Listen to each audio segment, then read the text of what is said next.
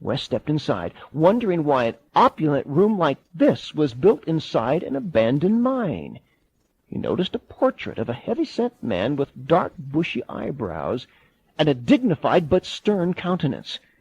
He was dressed in a 19th-century evening suit with a bright red sash draped across his chest. Nazi flags with swastikas adorned both sides of the painting. Wes walked closer and could see the sash was gathered at the man's waist and held by a large gold medallion etched with a horned skull. "Abaddon," Wes said out loud. "You are so correct," a voice said from behind him. Wes jumped and heard the door to his right slam. He wheeled around and stood face to face with Ed Reimer, who was standing beside Ensign Anderson. "What is this place?" Wes asked. "The seat of the Federation's High Council," Reimer replied. "Those books are the teachings of the Ancient Ones," he added, pointing to the shelves. "It's here that we learn the ways of Abaddon. Then we go forth to enforce his rule in the world." "What about those burlap bales I passed on the way in here?" "Our activities in behalf of the Federation keep us so busy we seldom have time for gainful employment," Reimer explained. "The Federation must have some source of revenue, and it's not our fault society is so screwed up its offspring need drugs to survive. We just supply what they want, and if we didn't, someone else would." "That guy in the painting," Wes said, turning his body cautiously to point. "Is he an important friend of yours?" Anderson and Reimer both let out a hearty laugh. "Important," Reimer said. "He's the Grand Executor of the Federation." "Ed," Anderson said, turning to his compatriot, "we have to decide what to do with Mr. Bryant since he knows more than he should." "Perhaps we could call on Stacy to plead for his silence," Anderson suggested. "It's worth a try," Reimer agreed. He walked to a small table and picked up an ornate telephone. As Wes expected, Jennifer stepped into the room, her left arm held firmly by the guard he met at the Mile High Hotel. The AK-47 dangled in his other hand. "Lilith says I can live if you promise not to tell what you've seen," Stacy said in a childlike whimper. "Please say you'll keep the secret of Abaddon. I don't want to die." Whack! The other door to the room flew open, and Mark and Miller stood in the entry, their guns drawn. Dr. Brown stood behind them. There was a moment of startled silence. Then Dr. Brown said in a calm, soothing voice, "Stacy, remember me, your friend Dr. Brown? I've come to get you, so these bad people can't hurt you anymore." The guard pinned Jennifer to his chest in a hammerlock. He pointed the barrel of his gun at Dr. Brown and backed toward the stairs. "Don't do anything unless I tell you," Anderson demanded. Then Reimer spoke. "It would be best if you left, forgot what you saw, and remembered the power I will soon have in this town," he said disdainfully, looking at Mark. "Your job and your life would be worthless if you tried to explain what you've seen. If you defy the authority of Abaddon, all of you will be destroyed. Mark, Sergeant, lower your guns." At first, Wes didn't recognize who gave the command. Then Dr. Brown stepped between Mark and Sergeant Miller. He placed his hands on their firearms and pushed them downward. Dr. Brown looked at Jennifer as if studying her to see which altar might be present. She hadn't been able to respond to him because her face was covered by the guard's massive forearm. "Asmodeus," Dr. Brown demanded, "I command you in the name of God. Come forth." Jennifer's body began to jerk and violently struggle. She strained her arms, and to Wes's amazement, she seemed to be prying free from the guard. Her lips moved slowly, and an alien voice said, "Let go of me, you ignorant beast! How dare you touch the executor of the High Council!" Asmodeus recognized Mark. "We meet again," the entity said arrogantly, "and once again I'm in control of your destiny." Mark started to raise the barrel of his gun, but Dr. Brown lifted his hand in a halting gesture. "Remember, the battle is the Lord's." "Asmodeus," Mark's voice cried out. The evil entity wheeled around to face his one-time adversary. Mark put his gun in his shoulder holster and confidently walked in the direction of Asmodeus. "Dr. Brown is right," Mark said. "I don't need this gun to face you, or any of you," he added, gesturing toward Reimer and the guard. "I made the mistake before of depending on my own strength, but this time I'm not confronting you as an officer of the law. I'm the servant of God, and He will win this war." Bang! Sparks shot in every direction, and the room filled with smoke. The guard staggered backward. Wes couldn't see Reimer and Anderson beyond the rising smoke that pervaded the room. "The tunnel!" Wes heard Dr. Brown yell out as someone grabbed at the arm of his jacket and pulled him toward the door, through which Mark and the others had entered the chamber. "Jennifer!" Dr. Brown cried. He clutched her to his side and shouted, "Follow me!" Wes followed them down a short flight of stairs to an underground passageway. He glanced over his shoulder and saw Mark and Miller close behind him. Boom! As they raced through the tunnel, he could hear one massive explosion after another. From behind him were sounds of crashing rocks. Light bulbs hanging from the ceiling guided their way. Wes knew the tunnel couldn't be more than 75 to 100 feet long, but it seemed like an endless journey. They ran up a short flight of stairs into the kitchen of the old house. Kaboom! The loudest explosion yet shook the mansion's foundation and caused it to groan and creak. Mark motioned for them to follow, and all five ran toward the front door. "Everyone wait!" Mark called out. "Let me go first. The SWAT team is ready to shoot on sight, and in the darkness they might not know who we are." Mark yanked the front door open and called out, "It's me, Mark! Hold your fire! We're coming out!" Mark stepped through the front door, waving his arms and yelling, "Don't shoot! Everything's all right!" Then Mark motioned for the others to follow him. "Run as fast as you can. Those explosions are like concussion bombs. They're creating pressure in the tunnel that will blow this whole place sky high in a minute."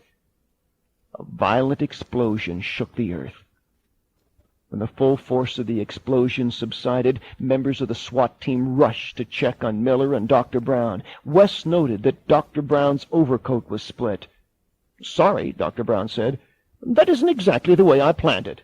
When Mark knew me at seminary, I was a magician. My favorite trick was the flash pot using boom powder. I set off smoke and sparks and disappear off stage." Just then, Mark leaned in through the open passenger door of the car that they had been placed in, and he said, "Up to your old college tricks, Alistair?"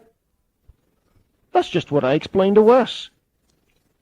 After being checked by paramedics on the scene, given a chance to recuperate from the ordeal they had been through, Wes, Mark, Jennifer, and Dr. Brown were driven back to Wes's car, which had been left by the roadside. He shifted the car into gear to drive back to town. No one said anything until Jennifer, who was riding in the back seat, fell asleep against Mark's shoulder and let out a faint snore. Wes turned to Dr. Brown. "I don't understand how Asmodeus disappeared so suddenly. He was in complete control of Jennifer's mind and body until you set off that explosion." "Both demons and altars can be provoked to manifest or leave by a shock to their victims," Dr. Brown explained. "In fact, some of my colleagues go to the extreme of using electroshock therapy. I don't agree with that approach, but in an emergency, they say it works." "Where is Asmodeus now?" Wes asked. "Who knows? But he'll be back. He knows we'll be confronting him, and now that the Federation's headquarters has been destroyed, he'll be incensed."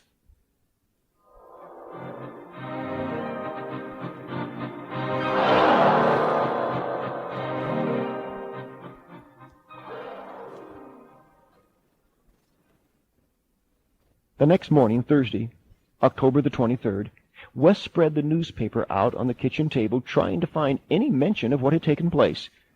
The only reference to the tragedy was one sentence. Quote, "A fire of undisclosed origin was brought under control by the Inner Mountain Volunteer Unit." Close quote. The influence of the Federation is everywhere, Wes realized. Only the 5 of us will ever know what went on in that tunnel. Wes went to his office to see if there were any business matters he had failed to deal with the day before. He also wanted to check the phone line's condition from the station to the transmitter. He scanned the phone directory for the number of the repair division and dialed. "Rocky Mountain Bell, my name is Sandra. How may I help you?" "I'm Wes Bryant, general manager of radio station KVCE. A week ago yesterday, we had some problems with the telephone line to our transmitter," he said. "Our chief engineer, Hank Overstreet, said it was caused by the work your repairmen were doing on some underground cable on the 6th Avenue freeway." "I'm sorry, sir," the efficient operator said. "I've checked all of our repair reports for the west end of town during the past month, and we have no record of a line problem from your station."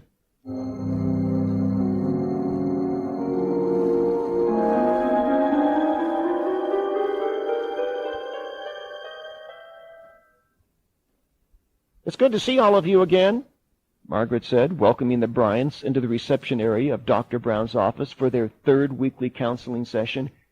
"The doctor's anxious to meet with you. He asked me to buzz him the minute you arrived." Wes, Annette, and Jennifer walked down the hallway to the second door on the left.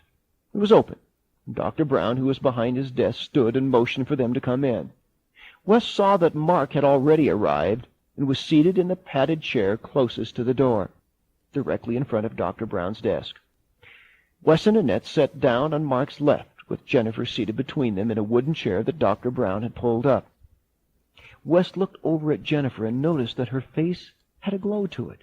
She was dressed in a jean jacket, a pink cotton blouse, and paisley-patterned Levi's.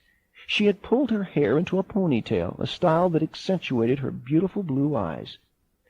"This is a great day to be alive, and a very special day for you," Dr. Brown said to Jennifer. She smiled self-consciously, began to pull at the front lapel of her jean jacket. Since their last visit, a flurry of questions had swirled through Wes's mind. He started the session by bringing up the one issue that puzzled him the most. "How do you tell the difference between a demon and an alter personality?" "Let me point out a few differences," Dr. Brown said. "No matter how rebellious an alter may be, they may eventually help facilitate the integration of other personalities once they get to know the counselor. After all, every alter's ultimate goal is the victim's survival. This is not the case with an oppressive spirit. In contrast, they are arrogant, malicious, behave in ways contrary to the victim's will. A demon's goal is the victim's destruction." "What about Jennifer?" West asked earnestly. "Have we made progress with the healing process?" "Most assuredly," Dr. Brown affirmed. "That's why Asmodeus was so aroused the last time we met. He sensed that his hold on her was weakening." Sensing it was time to start with the therapy, Dr. Brown shifted his attention to Jennifer. "We're here to begin bringing together parts of you that have been fragmented," Dr. Brown explained. "There are several separate identities within you. Some have helped you to survive your past abuse, and one in particular wants to destroy you." Dr. Brown paused to emphasize what he had just said and then went on. "The one who wishes to harm you is an evil invader from the outside." Jennifer relaxed her posture a little. "I hear voices inside," she said. "I don't mean like voices in my head. It's like they're down really deep inside me. The voices inside have regular girl names like Heather, Stacy, and Patricia. There's one named Cassandra. She's the one that must dress me in those horrible black clothes that somehow got in my closet. And there's another voice that sounds like a man. He's always talking about someone he serves. He never says who it is, but at times his voice grows louder and louder until I can't hear it anymore and my mind leaves for a while." "Asmodeus, he's the one you're referring to. You have no idea how helpful this information is," Dr. Brown assured Jennifer. "Please go on when you're ready." West noticed how lively Jennifer had become in the last few minutes. It was as if a well of capped emotions inside her had been tapped and her feelings were pouring out. Jennifer ran a hand through her hair and fluffed her bangs slightly. She appeared more self-confident, as if she wanted to primp a little because she was less ashamed about who she was. "There's another voice named Heather," Jennifer went on. "She isn't around much, and I don't know a lot about her." West jumped in. Reimer explained to me all about Heather when I confronted him in the council's chamber. The Federation created her years ago so they could always trigger her to come out and bring Jennifer back to them. Now it all makes sense, Dr. Brown said, his eyes aglow as if a major piece to the puzzle had been discovered. That confirms what I told you before. Heather's function was to bring Jennifer to Blade. Then Cassandra came out and was involved with Blade in the limousine. Somehow Heather didn't totally submerge at the time and watched what went on. He turned his attention toward Wes. That's why she called you on the air, to tell you what Blade had done. Cassandra, Jennifer exclaimed. She's the opposite of me. Sometimes I get the urge to do things I know wouldn't please Mom and Dad, but when Cassandra is in control, I end up doing those things anyway. Big tears welled in her eyes and began to trickle down her cheeks. Jennifer turned toward her mother. You're not mad at me, are you? You know I'd never hurt you deliberately. Annette pulled a tissue out of her purse and reached over to gently wipe the tear from Jennifer's face. She stroked her daughter's hair with her hand. Jennifer looked at her parents and said, Dad, one morning a couple of weeks ago, I remember seeing you for a moment. Cassandra wanted to come out, and there was a battle for control of my mind. I think she was more active because Blade was in town. Jennifer pulled up her jean jacket sleeve and pointed to the scabs on her wrist. Cassandra did this to punish me for resisting her. She cut me as a warning not to interfere. Later that day, I heard Cassandra's voice laughing inside my head. If I acted awful, please forgive me. It's not what I meant to do. Wes reached out reassuringly to take Jennifer's hand in his. Dear God, thank you for showing us what this is all about, he whispered in a silent prayer. Jennifer, perhaps we should talk to Cassandra, Dr. Brown suggested. I know you're apprehensive about that because you don't want to hurt anyone or say the wrong thing, but don't worry, Cassandra needs to come out and express her feelings to us. Wes carefully watched Jennifer's movements and expressions. She blinked several times, and the blood seemed to drain from her face. Her relaxed body twitched slightly, and her head assumed a cocky angle. Jennifer's calm expression changed to a defiant sneer. Hey, shrink! You don't have to call me twice. I've been wanting to talk to you. Pleased to meet you, Cassandra, Dr. Brown said very matter-of-factly. He eased forward in the straight-back chair. We're not your enemies, you know. We want to be friends with the entire family system inside Jennifer, including you. Would you consider it? Cassandra winked and said, Hey, I don't really hate you guys. I just got to be careful. You let down the walls, you get hurt. I spent a long time building barriers to protect Jennifer and everybody else inside. They depend on me. I can't be a traitor to the system, but it's worth a shot. So what do you want me to do? I just want your pledge that you'll keep Jennifer away from the Black Bunch and Blade, Dr. Brown said. We also need your promise you'll not harm Jennifer again. Maybe you'll even let Wes and Annette clean house a little. What do you mean by that? Hey, you're not throwing out my night sacrifice T-shirt. Dr. Brown shrugged his shoulders as if to say, we would if you'd let us. Wes noticed that Mark was absorbing everything that went on.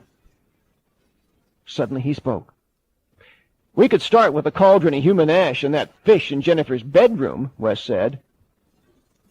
Never. I might give in somewhere else, but the fish and the ash, stay. Dr. Brown moved closer toward Jennifer and placed both hands on the arms of the chair. He locked his eyes on her and said, You can't fool me by pretending to be Cassandra. You are Asmodeus. While we were talking to Cassandra, you sneaked in and took over. I spotted it when her cooperation turned to your resistance about the T-shirt and the fish. Annette rose from her chair and stood next to Asmodeus.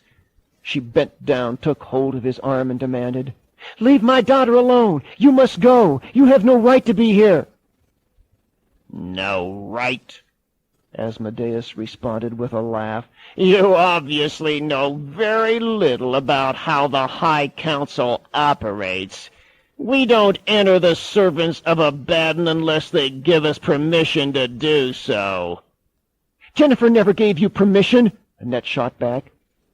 You're technically right, Asmodeus agreed, nodding his head. That permission was given by her father. She belongs to us. They all belong to us, except that Jennifer. By the authority of Jesus Christ, I command you to go down, Dr. Brown said. Recede, Asmodeus. I want to talk to Stacy. Asmodeus jerked, as if a series of electric shocks were going through his body, while he resisted Dr. Brown's command. Then Jennifer's body went limp. The first sign of Stacy's presence was her hand going to her head to twirl ringlets of hair around her index finger. Her toes pointed inward, and her feet rocked back and forth. She looked at the floor and started to hum quietly. "Stacy," Dr. Brown inquired, "I asked to speak with you, and I thank you for showing up. If you'll answer some questions, it will be a big help to everyone in this room and everyone inside your body." Stacy peered at Dr. Brown with childlike innocence. "They said I was born to be the little girl of Asmodeus." Stacy's body jerked and fear shot out of her eyes. "It's you again, executor," Dr. Brown said. Asmodeus sneered. "So you know my little secret. Stacy forsook her father and asked me to be her daddy. She thought she was better off with me than him because he tortured her. But by asking me to be her daddy, she opened the door to Jennifer's soul, and I've been there ever since." Mark's body grew rigid. He grasped a small black Bible in the palm of his hand and pointed his index finger toward Asmodeus. "This time I'm not running, and this time you are leaving." Asmodeus let out another jeering laugh. "Are you going to make me go?" "No, but the authority of this book is," Mark said, shaking the Bible in Asmodeus's face. "Confess before God your grounds for claiming a right to Jennifer." "Haven't you been listening, man? Stacy invited me. We created her as part of Jennifer, and she obliged our request. I'm her daddy, and that's that." Wes felt a sense of calm assurance that it was his time to speak, and the words wouldn't be his alone. He thrust his left hand in the face of Asmodeus and pointed to his wedding ring. "This binds Annette and me together with vows of holy matrimony and makes Jennifer my stepdaughter. I've never taken the steps to legally adopt her. Perhaps there wasn't enough time, or I didn't realize how important it was." Wes knelt in front of Asmodeus. "I vow in the presence of God and pledge that I will sign the papers officially adopting her as my child. Even without that, I have spiritually and emotionally accepted her as if she were my own flesh and blood. On that basis, I revoke the authority of parenthood that you acquired by deceit. I declare before all these witnesses that Jennifer is my daughter." A deep silence settled on the room. Wes looked out of the corner of his eye at Dr. Brown, who smiled back confidently. Mark reached out to touch Wes's shoulder. Annette knelt beside him with her cheek on his shoulder, staining his shirt with her tears. Wes looked at Jennifer's body, but wasn't sure who he would see in her eyes. He noticed that they were soft and pleading. "You want to be my daddy? Really? Promise not to hurt me?" "I promise," Wes said softly. "If all of you don't mind, I'd like the privilege of handling things now," Mark said firmly. Annette and Wes, still kneeling on the floor, moved away from Jennifer's chair as Mark assumed their place. "Your legal right is gone, Asmodeus," he said. "You are no longer the father of Stacy. Wes is. Wes and Annette now have closed your door to her soul. You must go." Wes had never seen such hatred as that which stared out of the eyes of Asmodeus. The look of Asmodeus changed from belligerent defiance to that of a frightened animal, and his eyes darted in every direction, as if he were searching for invisible assistance from others of his kind. Knowing he was cornered, he stretched his arms forward, and his hands became claw-like. His violence was held back, as if something restrained him and forced him to a slow-motion pantomime. Wes could see that strength was gradually being drained from Asmodeus as his actions grew slower and the fierceness of his gaze diminished. "Go, Asmodeus, to the place God has prepared for the likes of you," Mark demanded. "Jennifer no longer belongs to you. Your seat in the High Council has been abolished. You are no longer the executor. By the judgment of God, you are the executed." A smile crossed Jennifer's face. She looked at Wes and said, "Dad, you really are my daddy."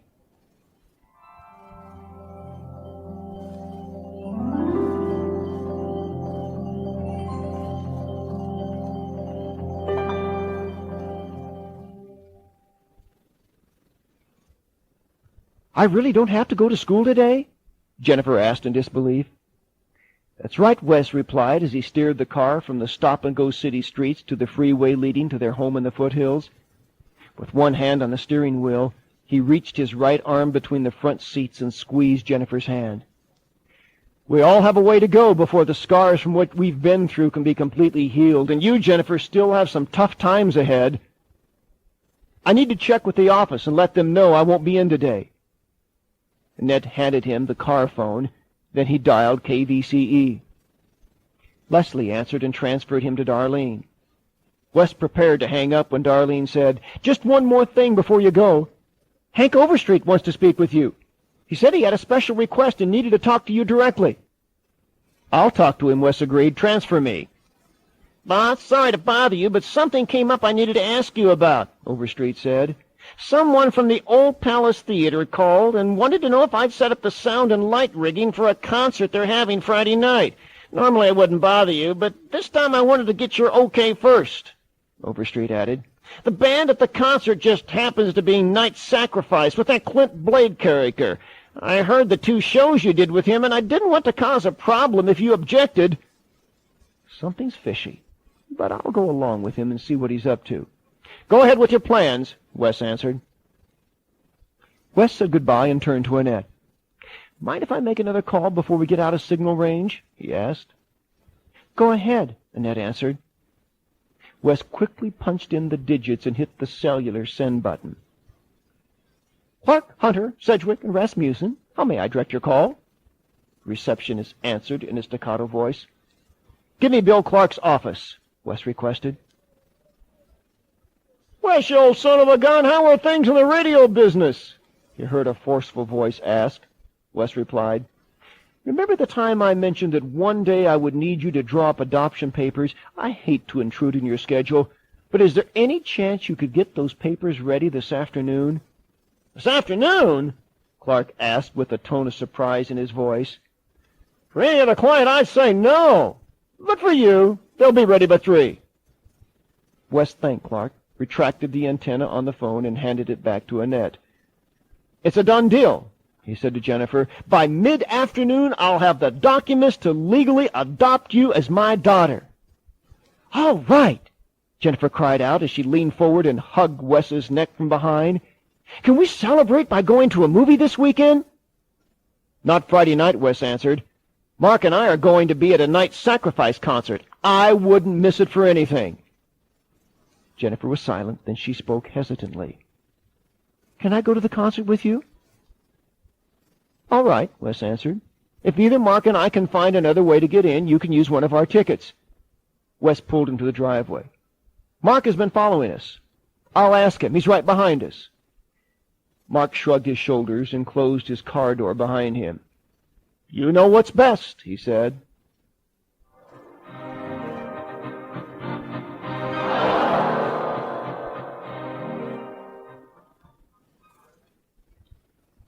During the drive to the Old Palace Theater, Mark had explained to Wes what they should expect at the concert. They were prepared for the worst. "Look at that crowd, Dad," Jennifer said. Mark rolled down the window to get a better look. "We've got the place well covered. I recognize several of our men in the crowd." They got out and cautiously looked around the lot for the shortest route to the front door. The sounds of pre-concert recorded music shook the walls of the theater and filled the streets. They entered and walked past a vacant concession stand to a barely functional turnstile. Wes handed the usher tickets for Jennifer and himself, and Mark flashed a special access pass that he had gotten from his police chief. "Front row seats, huh, mister? Looking like that," the ticket-taker added with a laugh. "You'll be lucky to get out alive. Just be careful of the pit." From inside the auditorium, Wes could hear the chant, "Sacrifice! Sacrifice!" It grew louder and louder. "Must be about time for the show to start," he concluded, and motioned for Jennifer and Mark to follow him. "Hope you can find a seat near us," Wes said to Mark. Wes turned around to see a section in the middle of the auditorium cordoned off with yellow nylon rope. In the center, sitting on planks that had been laid over the top of several rows of seats, was a huge soundboard. Oversized cables were strung from it to the stage, where a complex system of connections twisted and weaved their way to amplifiers and massive sound cabinets. Wes spotted his chief engineer on stage, Hank Overstreet, grinning his yellow-toothed smirk and shouting orders. Then a piercing screech permeated the auditorium.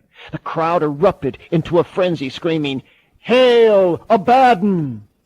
Over the din, Wes heard what he thought was the pre-recorded voice of the late Anson Anderson say, "Kazoo brings you an evening of evil with Night Sacrifice." Suddenly the outline of Night Sacrifice members could be seen taking their positions in the darkness.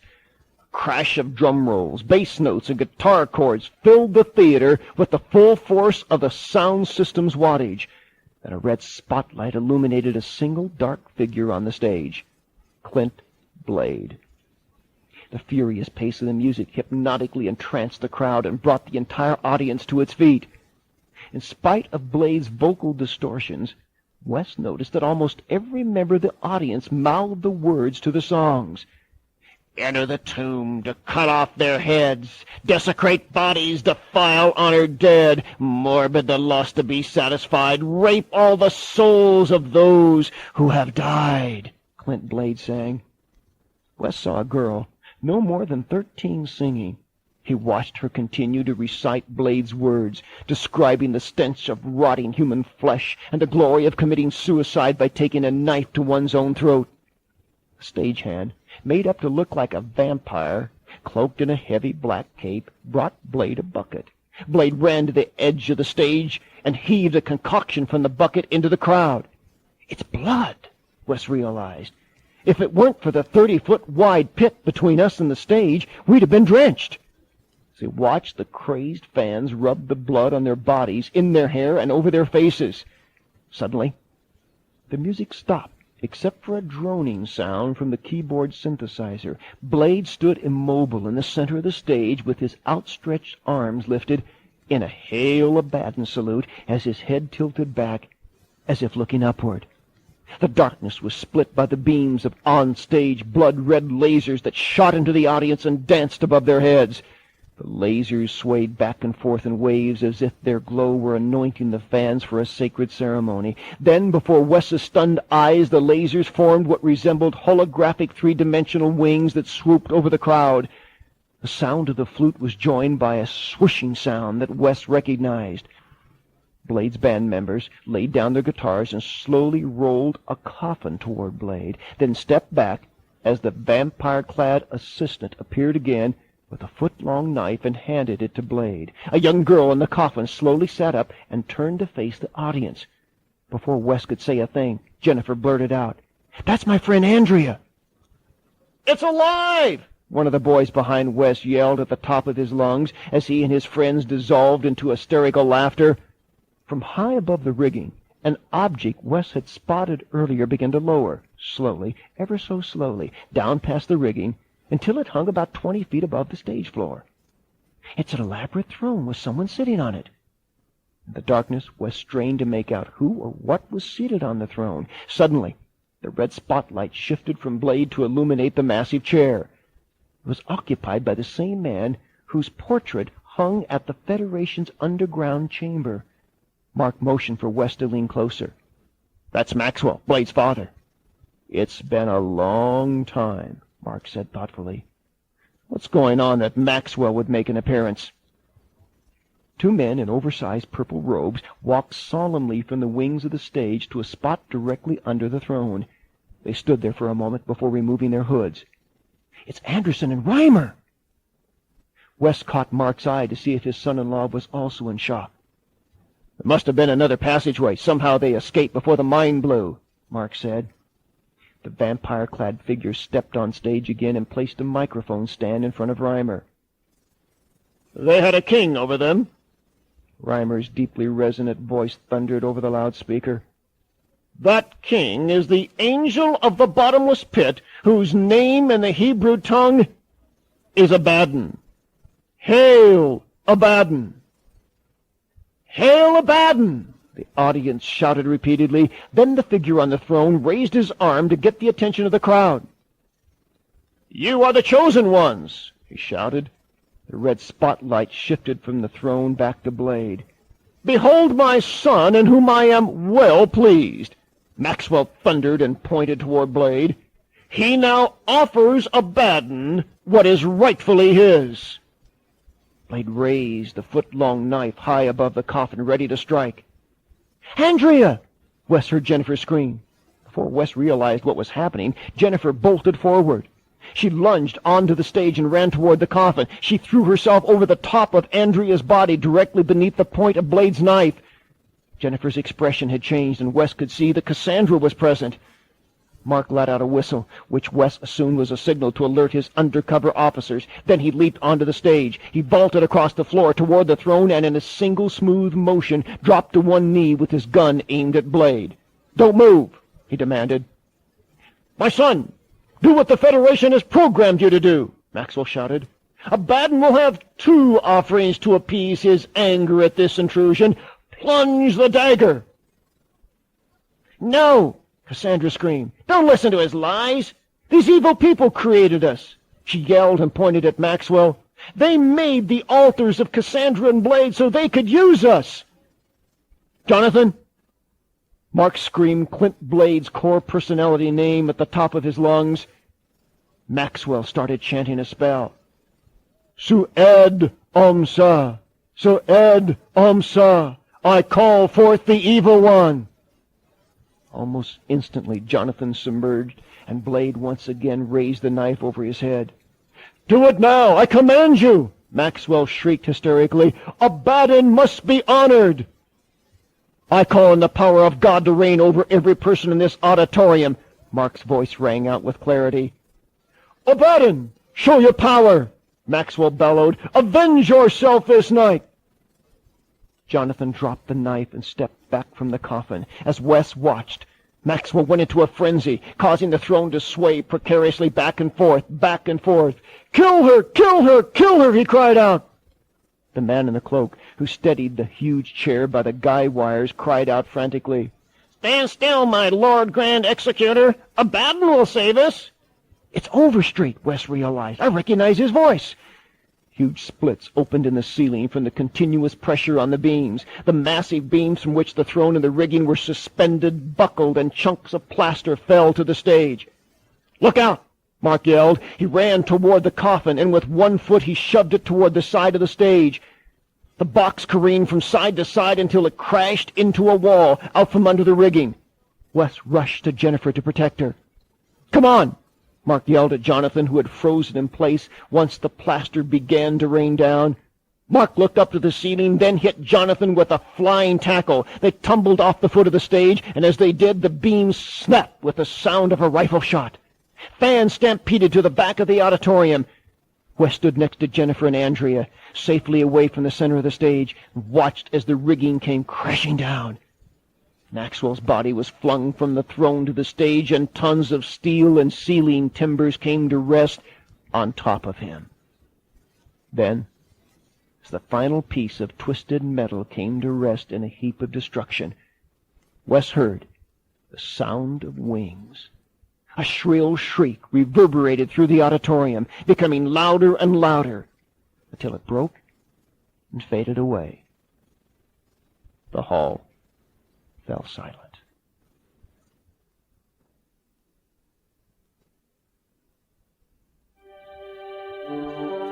That concludes Abaddon, by Bob Larson.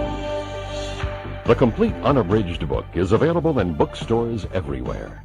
This has been a presentation of the Nelson Audio Library.